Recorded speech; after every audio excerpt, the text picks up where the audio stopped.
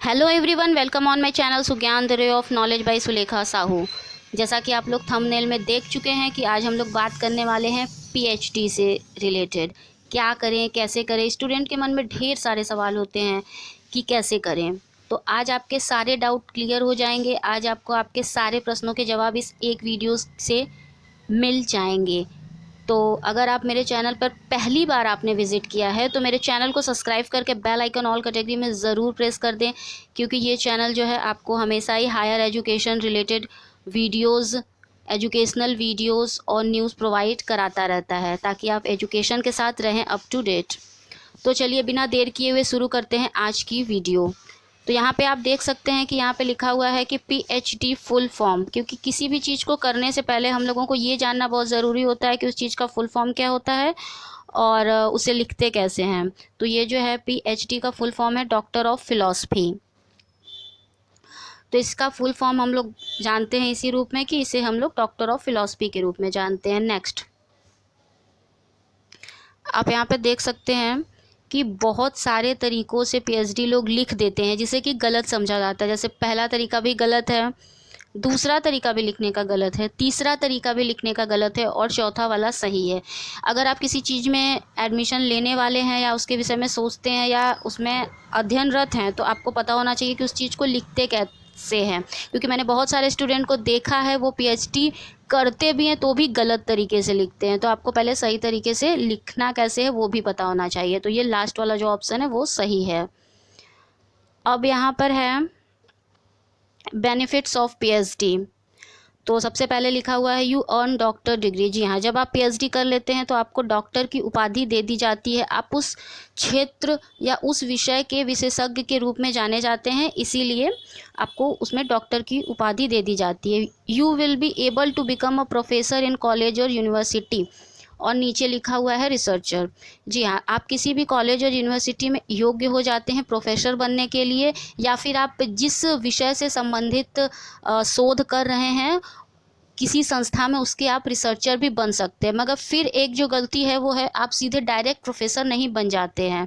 उसके नीचे यहाँ पे देखिए मैंने लिख रखा है पहला असिस्टेंट प्रोफेसर। आप पहले असिस्टेंट प्रोफेसर बनते हैं, एसोसिएट प्रोफेसर बनते हैं और प्रोफेसर बनते हैं उसके बाद में। बहुत सारे लोग प्रोफेसर लिख देते हैं तो प्रोफेसर बहुत बाद में बनते हैं, तो आपको सही तरीके से पता होना चाहिए। फोर्थ पे लेक्चरर लिखा हुआ है, ये पीजीटी करके उसके माध्यम से बनते हैं और उसमें पीएचडी करे हुए अभ्यर्थियों को छूट मिलती है, इसलिए यहाँ पर मैंने ऐसे लिखा हुआ है। अब यहाँ पर आते हैं एलिजिबिलिटी। आप जिस भी विषय से पीएचडी करना चाहते हैं उसमें एमए और या पीजी जो भी कहें, उसमें मिनिमम 55% आपके होने चाहिए। नेट जेआरएफ होना चाहिए। ये जो एनटीए यूजीसी नेट की परीक्षा होती है ये उसी लिए होती है। नेट का फुल फॉर्म होता है नेशनल एलिजिबिलिटी टेस्ट, जेआरएफ का फुल फॉर्म होता है जूनियर रिसर्च फेलोशिप। तो इसको पास होना बहुत सारे कॉलेजों में ज़रूरी होता है, क्योंकि बिना इसके आपको एडमिशन नहीं मिलता है। आपको नेट पास करना ही होता है। आप नेट पास कर लेते हैं तो आपको जो है कि असिस्टेंट प्रोफेसर भारत में किसी भी कॉलेज में बनने की आपको जो है कि योग्यता मिल जाती है। आप अप्लाई कर सकते हैं और आप अगर जूनियर रिसर्च फेलोशिप क्राइटेरिया को क्रैक करते हैं, उसे पास करते हैं, तो आपको फेलोशिप भी दी जाती है। यहाँ पर लिखा हुआ है every college university conduct its on research admission test. जी हाँ, जितने भी कॉलेज यूनिवर्सिटीज़ होते हैं वो अपने अपने जो है कि उनके रिसर्च में एडमिशन लेने का प्रोसेस अलग अलग होता है, तरीका अलग अलग होता है। वो अलग अलग जो है कि टेस्ट कंडक्ट करते हैं।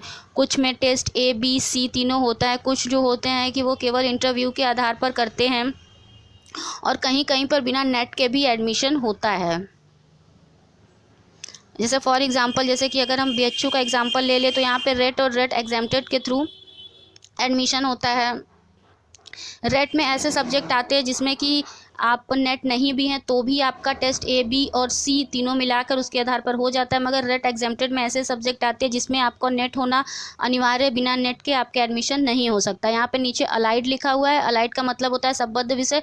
अगर आपके उस विषय में सीट नहीं है तो आप उससे संबद्ध विषय में भी जो है कि अप्लाई कर सकते हैं। इसकी पूरी डिटेल बीएचयू में कैसे अप्लाई करते हैं उसकी मैं नेक्स्ट वीडियो में बताऊंगी कि कैसे जो है कि आप PHU में अप्लाई करते हो, उसकी पूरी एक सेपरेट वीडियो होगी, तो मैं उसमें डिटेल में बता दूंगी।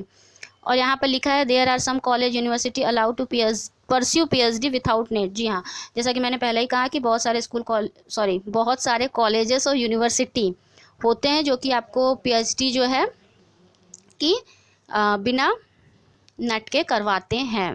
मगर अगर आप PhD करना चाहते हैं तो मेरी सुझाव यही रहेगी कि आपको नेट पास कर लेना चाहिए, क्योंकि आगे आने वाले दिनों में इसकी उपयोगिता काफ़ी बढ़ने वाली है।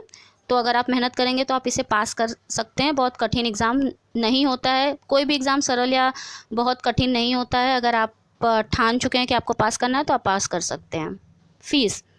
फ़ीस के बारे में अगर बात करें तो इसमें क्या है कि हर कॉलेज और यूनिवर्सिटी की फ़ीस अलग अलग होती है। यहाँ पर मैंने फ़ेलोशिप के बारे में लिख रखा है। Fellowship non net fellowship 8,000 per month, 8,000 per month university. जी हाँ, ये नॉन नेट फ़ेलोशिप होती है जो लोगों को प्रोवाइड कराई जाती है। और नेट फ़ेलोशिप 30,000 से 35,000 पर मंथ आप राउंड फिगर में मान सकते हैं। मगर बहुत जगहों पर जो है कि ये non net fellowship 8,000 per month, 8,000 per month नहीं प्रोवाइड कराई जाती है। आपको अपने पैसे से PhD करनी होती है। अगर टाइम की बात करें तो मिनिमम 2.5 से 3 साल होते हैं और 5 साल तक आपको जमा करना होता है। 5 साल तक आप कर सकते हैं। तो ये इसके टाइम की बात होती है कि इतने अवधि में आपको वो जो है कि पूरा करना होता है। नेम ऑफ कॉलेज यूनिवर्सिटी तो आप देख सकते हैं देयर आर मैनी। मैंने यहाँ पे बहुत सारे स्पेसिफिक नाम नहीं लिखे हैं क्योंकि बहुत लंबी चौड़ी एक लिस्ट बन जाएगी। फिर भी मैं बता सकती हूँ, जैसे कि Banaras Hindu university, Delhi university, Jawaharlal Nehru university, Allahabad university, Aligarh Muslim university, और ऐसे बहुत सारे यूनिवर्सिटी हैं जहाँ पर आके आप अप्लाई करके एडमिशन ले सकते हैं। और हर यूनिवर्सिटी और कॉलेजेस के अपनी अलग अलग रूल होते हैं और अलग अलग तरीके से वो अपने जो है कि रिसर्च एडमिशन टेस्ट को कंडक्ट करते हैं। तो अगर आप जिसमें भी लेना चाहते हैं तो उससे रिलेटेड वेबसाइट पर आप विज़िट करके उससे संबंधित जानकारी ले सकते हैं। वैसे मैं सेपरेट वीडियो भी बनाऊंगी इस पर कि अलग अलग किस किस कॉलेजेस में कैसे कैसे जो है कि आप अप्लाई कर सकते हैं। तो अगर आपको मेरी वीडियो अच्छी लगी है तो लाइक करें, कमेंट करें, ज़्यादा से ज़्यादा स्टूडेंट को इसको शेयर करें। Best of luck students. और चैनल को सब्सक्राइब करके बेल आइकन ऑल कैटेगरी में प्रेस करना बिल्कुल भी ना भूलें, ताकि आपको जो है कि ऐसी ही एजुकेशनल वीडियो सबसे पहले अपने मोबाइल स्क्रीन पर मिलती रहे। Thank you so much for watching my channel. Take care all of you. Bye bye.